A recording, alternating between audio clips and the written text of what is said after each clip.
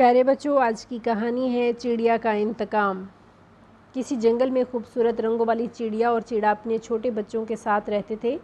ایک دن جنگل میں شہر سے بہت سے شکاری آئے اور انہوں نے بہت سارا جال لگائے۔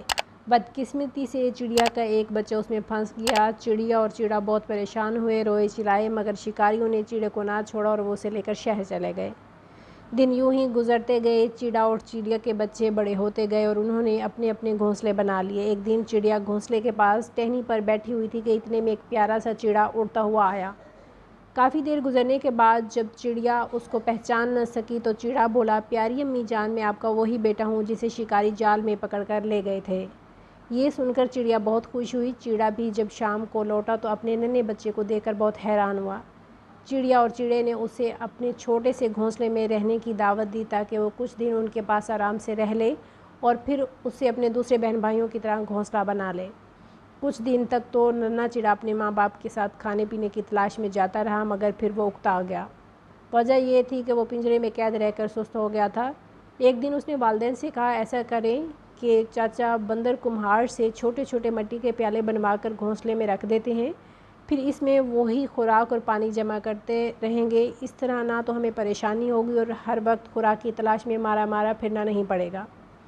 چڑا تو خاموش رہا، مگر چڑیا بولی، میرے پیارے بچے، ہم تو اپنا رزق صبح اٹھ کر اللہ کے بھروسے پر تلاش کرتے ہیں اور آج تک ہم کبھی بھوکے پیٹ نہیں سوئے۔ چڑا بولا، امی جان، دنیا نے بڑی ترقی کر لی ہے، یہ تو پرانی باتیں ہیں۔ میں تو چاہتا تھا کہ اس طرح آپ کو اور ابو کو آسانی ہو جائے گی۔ جب تک میں آپ کے ساتھ ہوں آپ کو زیادہ کام نہ کرنا پڑے گا، میں ہی خوراک تلاش کر کے جمع کرتا رہوں گا۔ آخر چڑیا اور چڑا راضی ہو گئے اور بندر کمہار سے 2 چھوٹے چھوٹے مٹی کے پیالے بنوا کر گھونسلے میں رکھ لیے۔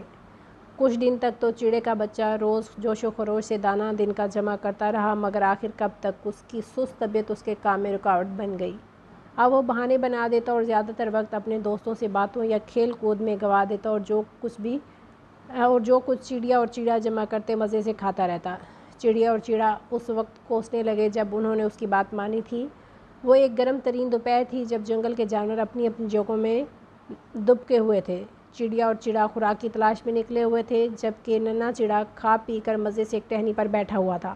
اچانک ایک بھوکا عقاب اڑتا ہوا آیا۔ اس نے اتنا موٹا تازہ چڑا دیکھا تو ایک ہی جست میں اسے پکڑ لیا۔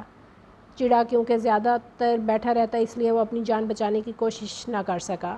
چڑیا اور چڑا نے واپس اپنے گھونسلے کی طرف آتے ہوئے یہ سارا منظر دیکھ لیا۔ قریب ہی ایک الو اونگ رہا تھا، کہنے لگا، پچھتے آئے کیا ہو جب چڑیاں چگ گئیں کھیت۔